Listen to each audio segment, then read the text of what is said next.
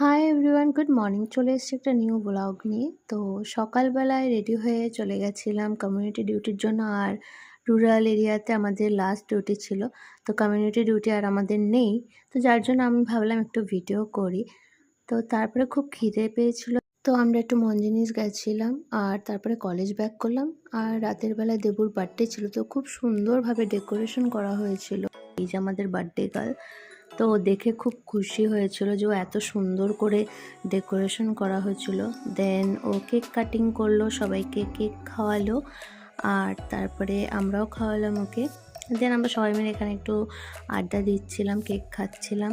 আর তারপরে main part যেটা, দেবুকে ভূত করার, মানে এখানে স্প্রে ফ্রে দিয়ে ওর চুল নষ্ট করা হচ্ছিল, তেল দেওয়া হচ্ছিল।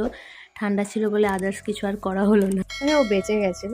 যাই হোক, এইভাবেই কাটলো দিনটা। দেখা হচ্ছে নেক্সট ভিডিওতে।